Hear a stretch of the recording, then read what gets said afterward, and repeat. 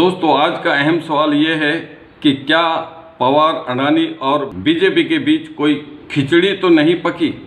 दोस्तों, इसमें कोई दो राय नहीं है कि एनसीपी सुप्रीमो शरद पवार इंदिरा गांधी के समय से ही घाघ नेता रहे हैं। उन्होंने अचानक गौतम अडानी का फेवर किया तो पूरा विपक्ष ही नहीं, सत्ता पक्ष भी आश्चर्यचकित हो गया।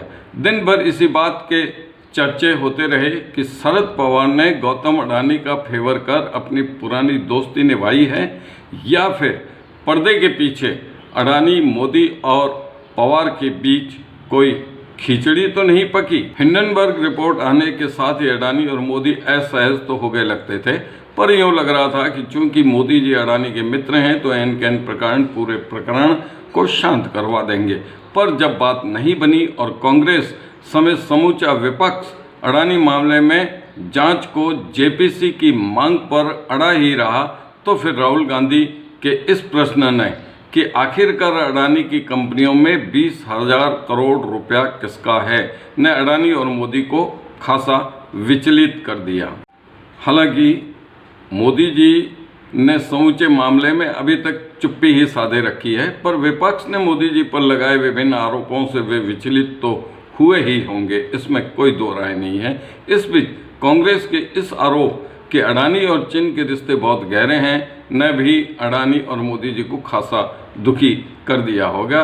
ऐसी स्थिति में विपक्ष से निपटने के लिए शरद पवार को आगे किया हो सकता है और इसके लिए पर्दे के पीछे अडानी, मोदी जी और शरद पवार के बीच कुछ खिचड़ी पकी होने की आशंका से भी इनकार नहीं किया जा सकता। पर अब देखना यह है कि क्या शरद पवार के अडानी के फेवर में स्टैंड लेने के बाद कांग्रेस समेत अन्य विपक्षी दल अडानी मामले में अपनी मांग पर डटे रहते हैं या फिर एक एक कर कांग्रेस का साथ छोड़ देते हैं।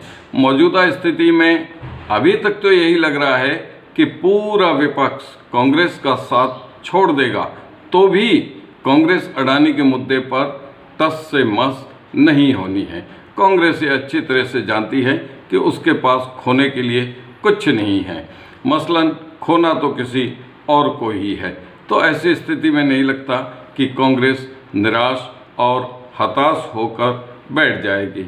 जाहिर है कि कांग्रेस इस मुद्दे को कर्नाटक चुनाव तक खींच कर रखेगी। दोस्तों, यदि आप इस चैनल पर नए हैं तो चैनल को सब्सक्राइब करने का आपसे खास आग्रह है। अब देवेंद्र रावल को दीजिए इजाज़त। अगले वीडियो में नए एनालिसिस के साथ फिर मिलेंगे। धन्यवाद।